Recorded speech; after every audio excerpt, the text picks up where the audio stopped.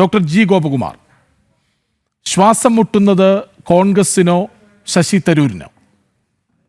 അത് കോൺഗ്രസിനെ വല്ലാതെ പ്രതിരോധത്തിലാക്കുന്ന ഒരു നടപടിയിലേക്കാണ് ശശി തരൂർ കടന്നു പോകുന്നത്. കോൺഗ്രസ്സിന് നടപടി എടുക്കാതിരിക്കാനും പറ്റില്ല. അതേസമയം എടുത്താൽ തരൂറിന് കിട്ടുന്ന മൈലേജ് അത് എങ്ങനെ ഒഴിവാക്കാമെന്ന് ഒരു പദ്ധതി ഇടാനും വയ്യ. ഇതിൽ കോൺഗ്രസ് പ്രതിരോധത്തിലാകുമ്പോൾ മറുവശത്ത് BJPക്ക് ഗുണം ചെയ്യുന്ന കാര്യങ്ങളാണ് നടക്കുന്നത്. കാരണം ഇപ്പോൾ എടുക്കുന്ന ശശി തരൂർ എടുത്ത നിലപാടുകൾ BJPക്ക് പരോക്ഷമായിട്ടും പ്രത്യക്ഷമായിട്ടും ഗുണം ചെയ്യുന്നുണ്ട്. കാരണം കോൺഗ്രസ്സിലെ വർക്കിംഗ് കമ്മിറ്റി മെമ്പർ തീർച്ചയായിട്ടും പ്രധാനമന്ത്രിയെ പ്രകീർത്തിച്ച് സംസാരിക്കുകയും അതോടൊപ്പം അടിയന്തരാവസ്ഥയിലെ പ്രശ്നങ്ങൾ ആക്ഷേപിച്ച് പറയുമ്പോൾ അത് കോൺഗ്രസ്സിന് നന്നായിട്ട് കൊള്ളുകയും ചെയ്യും. ഇങ്ങനെ നിൽക്കുന്ന ഒരു പശ്ചാത്തലത്തിൽ കോൺഗ്രസ്സിന് ഒന്നുകിൽ നടപടി എടുക്കണം. ആ നടപടി എടുക്കാതെ എത്ര നാൾ മുന്നോട്ട് പോകാൻ പറ്റും? നടപടി എടുത്താൽ ശശി തരൂരിന് അതൊരു മൈലേജ് കിട്ടുമോ? പക്ഷേ BJPക്ക് സാഹചര്യം, ഇപ്പോഴത്തെ സാഹചര്യത്തിൽ ശശി തരൂരിനെ ഇങ്ങനെ നിർത്തുന്നതാണ് BJPക്ക് ഒരുപക്ഷെ ഗുണം കിട്ടുന്നത്. ആ ഗുണത്തിൻ്റെ പ്രത്യേകത എന്ന് പറയുന്നത് കോൺഗ്രസ്സിനകത്തുള്ള കാര്യങ്ങൾ വിളിച്ചു പറയാൻ വളരെ സീനിയറായൊരു മെമ്പർ പറയുമ്പോൾ അതിൻ്റെ തട്ട് കോൺഗ്രസ്സിന് ചെറുതല്ല. അപ്പോൾ അതുകൊണ്ട് തീർച്ചയായിട്ടും കോൺഗ്രസ്സിനാണ് ഇപ്പോൾ ഇതിൻ്റെ ഫലമായി ഒരു ക്ഷീണം വന്നിരിക്കുന്നത്, ഒരു പ്രതിരോധത്തിലായിരിക്കുന്നത്. ഡോക്ടർ ജി ഗോപകുമാർ, അതായത് ഈ തരൂരിനെ ഇതേപടി നിലനിർത്തുക എന്നത് BJPയുടെ ലക്ഷ്യം. പക്ഷേ കോൺഗ്രസ്സിൽ എന്താണ് സംഭവിക്കുന്നത്? ഇന്ദിര, നെഹ്റു കുടുംബം, അതുവഴി രാഹുൽ ഗാന്ധി, ഇവരെയൊക്കെ ഉന്നം വച്ച് കൃത്യമായി തരൂർ ഓരോ ദിവസവും ഓരോന്ന് പറയുമ്പോഴും അച്ചടക്ക നടപടിയെടുക്കാൻ പോലും ആകുന്നില്ലല്ലോ കോൺഗ്രസ്സിന്. ഇത് എത്ര നാൾ കോൺഗ്രസ്സിന് ഇങ്ങനെ കൊണ്ടുപോകാൻ പറ്റുമെന്നുള്ള കാര്യത്തിൽ നമുക്ക് സംശയമുണ്ട്. തുടക്കത്തിലൊക്കെ അത് പറഞ്ഞെങ്കിലും തരൂർ പറയുന്ന വകവയ്ക്കാതെ മുന്നോട്ട് പോവുക എന്ന ഒരു നിലപാടായിരുന്നു കോൺഗ്രസ് എടുത്തിരുന്നത്. പക്ഷേ ഇപ്പോൾ മാനസികമായിട്ടും നിയമപരമായിട്ടും പാർട്ടിയിൽ നിന്ന് അദ്ദേഹം തെറ്റിയെന്ന് വേണമെങ്കിൽ പറയാം. ഔദ്യോഗികമായിട്ട് രാജിവെച്ചിട്ടില്ല. അദ്ദേഹത്തെ പുറത്താക്കാൻ കോൺഗ്രസ് താല്പര്യപ്പെടുന്നില്ല എങ്കിലും നേതൃത്വത്തെയും പാരമ്പര്യത്തെയും ഒരേ സമയം കോൺഗ്രസിൻ്റെ ഇപ്പോഴത്തെ നേതൃത്വത്തെയും കോൺഗ്രസിൻ്റെ പാരമ്പര്യത്തെയും പ്രത്യേകിച്ച് ഇന്ദിരാഗാന്ധിയെയും മറ്റും ഇത്ര കടന്ന് ആക്രമിക്കുമ്പോൾ കോൺഗ്രസ് എത്ര നാൾ ഇത് കണ്ടുകൊണ്ടിരിക്കും എന്നുള്ളതാണ് പ്രശ്നം. അപ്പോൾ കോൺഗ്രസ്സിന് ഒരു പരിധി കഴിഞ്ഞാൽ നടപടി എടുക്കേണ്ടി വരും. ശശി തരൂർ ആഗ്രഹിക്കുന്നത് വ്യക്തമായിട്ട് കോൺഗ്രസ് തന്നെ പുറത്താക്കണം എന്നുള്ളതാണ്. അത് കഴിഞ്ഞുള്ള കാര്യങ്ങൾ നമുക്ക് വേറെ ചർച്ച ചെയ്യാം. പക്ഷേ ഇപ്പോൾ കോൺഗ്രസ് പുറത്താക്കിയാൽ തീർച്ചയായിട്ടും അദ്ദേഹം കേന്ദ്ര ഗവൺമെൻറ്റുമായിട്ട് നല്ലൊരു ബന്ധത്തിലാണ് ഉള്ളത്. അതിൻ്റെ തീർച്ചയായിട്ടും ചർച്ചകൾ നടന്നു കാണണം. അതിൻ്റെ പശ്ചാത്തലമായിരിക്കാം തരൂർ ഇത്ര ശക്തമായൊരു വിരോധം കാണിക്കുന്നത്. അതുകൊണ്ട് തന്നെ കോൺഗ്രസ്സിലെ പല നേതാക്കന്മാർ പറഞ്ഞു കഴിഞ്ഞു. ഇപ്പോൾ കെ മുരളീധരൻ പറഞ്ഞൊരു കാര്യം വളരെ ശ്രദ്ധേയമാണ്. തരൂർ ഇപ്പോൾ ഏത് പാർട്ടിയിലാണെന്ന് പറയണം എന്ന് പറയുന്നത് തന്നെ കോൺഗ്രസ്സിന് നടപടി എടുക്കാതിരിക്കാൻ പറ്റില്ലാത്തൊരു സാഹചര്യത്തിലേക്ക് എത്തിയിരിക്കുന്നതാണ്. അതുകൊണ്ട് സമ്മർദ്ദമേറുമ്പോൾ നടപടി എടുക്കുമെന്നാണ് എനിക്ക് തോന്നുന്നത്. പക്ഷേ ഇതിനൊരു മറുവശമുണ്ടോ? അതായത് അത്ര എളുപ്പത്തിൽ തരൂരിൻ്റെ BJP പ്രവേശനം സാധ്യമാക്കേണ്ട എന്നാകുമോ കോൺഗ്രസിൻ്റെ തീരുമാനം? അതായിരിക്കണമെന്നില്ല.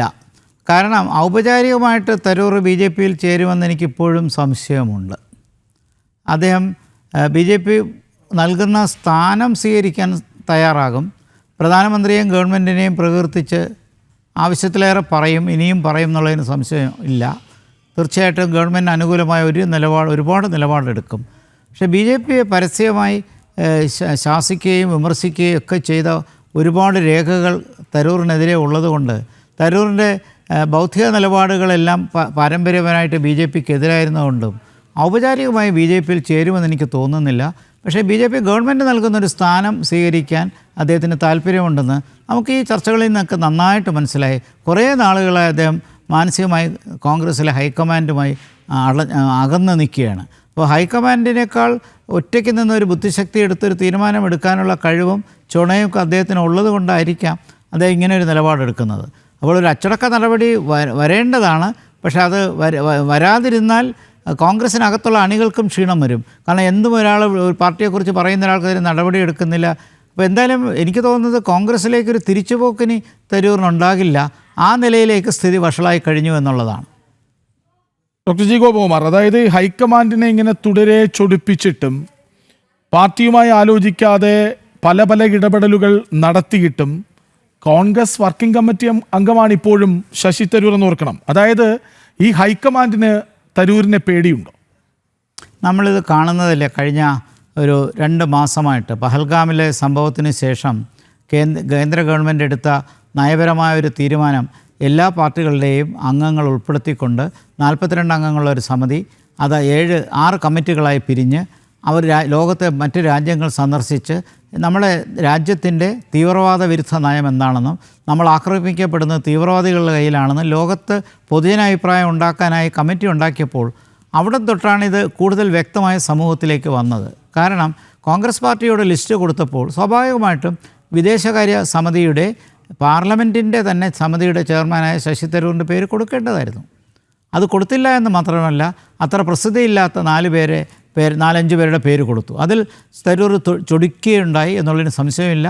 തുടർന്ന് അദ്ദേഹം ഗവൺമെൻറ് കൊടുത്ത സ്ഥാനം വഹിച്ചുകൊണ്ട് അധ്യക്ഷനായി തന്നെ പല രാജ്യങ്ങളിലും പോയി, അമേരിക്ക ഉൾപ്പെടെയുള്ള രാജ്യങ്ങളിൽ പോയി. പിന്നെ മാത്രമല്ല, തരൂരിൻ്റെ കഴിവ് വിദേശ മേഖലയിൽ നമുക്ക് നന്നായിട്ട് അറിയാവുന്നതാണ്. അദ്ദേഹത്തിന് സംസാരിക്കാൻ അറിയാം, പ്രത്യേകിച്ച് വിദേശകാര്യ രംഗങ്ങളിൽ പ്രവർത്തിച്ചിട്ടുണ്ട്, ഐക്യരാഷ്ട്രസഭയിൽ പ്രവർത്തിച്ചിട്ടുണ്ട്. ഇത്തരം പാരമ്പര്യവും സീനിയോറിറ്റിയൊക്കെ ഉള്ളപ്പോൾ കോൺഗ്രസ് ഒരിക്കലും അദ്ദേഹത്തെ തടയരുതായിരുന്നു. അദ്ദേഹത്തിനെ വിടുന്നതിൽ ഒരു മാതൃകാപരമായി തന്നെ കാണണമായിരുന്നു. പക്ഷേ അതിനു മുമ്പ് തന്നെ മഞ്ഞുരുകുന്ന സാഹചര്യമില്ലാതെ കോൺഗ്രസ് ഹൈക്കമാൻഡുമായി അകൽച്ച ഉണ്ടായിരിക്കണം. നമുക്ക് അകത്തിടുന്ന കാര്യങ്ങൾ ഇപ്പോൾ മനസ്സിലാക്കാൻ പറ്റുന്നില്ല. നേരത്തെ തന്നെ തെറ്റിയിരിക്കണം. പക്ഷേ കോൺഗ്രസ് തന്നെ വിദേശ രാജ്യങ്ങളിലേക്ക് കമ്മിറ്റിയിൽ ഉൾപ്പെടുത്തില്ല എന്ന് പറയുമ്പോൾ തരൂരിന് ആകെ ഒരു കഴിവ് നന്നായിട്ട് കാണിക്കാൻ പറ്റുന്നൊരു മേഖല അന്തർദേശീയ ബന്ധങ്ങളാണ്. അപ്പോൾ തന്നെ നിയന്ത്രിക്കുന്നു, ചങ്ങലക്കിടുന്നു എന്ന് മനസ്സിലായാണ് അദ്ദേഹം തീർച്ചയായിട്ടും അതിനെ വകവയ്ക്കാതെ പുറത്തു പോയത്. അതിനുശേഷം ഗവൺമെൻറ് മോദി ഗവൺമെൻറ് അനുകൂലമായ ഒരുപാട് പ്രസ്താവനകൾ ഇറക്കി. ഇപ്പോൾ തന്നെ അടിയന്തരാവസ്ഥയ്ക്കെതിരെ ശക്തമായി പറഞ്ഞു. പ്രധാനമന്ത്രിക്ക് അനുകൂലമായ ഒരുപാട് കാര്യങ്ങൾ സംസാരിക്കുന്നു. ഇതെല്ലാം മനഃപൂർവ്വം കോൺഗ്രസിനെ ചൊടിപ്പിച്ച് എങ്ങനെയെങ്കിലും ഒരു നടപടി എടുക്കൂ എന്നുള്ളൊരു മട്ടിലാണ് നിൽക്കുന്നത്. കോൺഗ്രസ് ആകട്ടെ നടപടി എടുക്കാൻ വൈകുന്നു. അങ്ങനെ ഇപ്പോൾ ഞങ്ങൾ നടപടി എടുക്കുന്നില്ല, നിങ്ങൾ ഏതറ്റം വരെ പോകുന്നു എന്ന് കാണാം. പക്ഷേ അത് അങ്ങനെ വരുമ്പോൾ BJPക്ക് നല്ലൊരു കംഫർട്ടബിൾ പൊസിഷൻ അറിയാതെ ഉണ്ടാവുകയാണ്. കാരണം കോൺഗ്രസിനകത്ത് നിന്ന് ഇത്രയും വലിയൊരു വിമർശനം ഉണ്ടായിട്ടും കോൺഗ്രസ് നടപടി എടുക്കുന്നില്ല എന്ന് പറയുമ്പോൾ തീർച്ചയായിട്ടും ചെന്ന് കൊള്ളുന്നത് കോൺഗ്രസ് പാർട്ടിക്ക് തന്നെയാണ്. അത് മനസ്സിലാക്കി കോൺഗ്രസ് പാർട്ടിക്ക് നടപടിയെടുക്കാൻ നിർബന്ധമാകും എന്നാണ് എനിക്ക് തോന്നുന്നത്.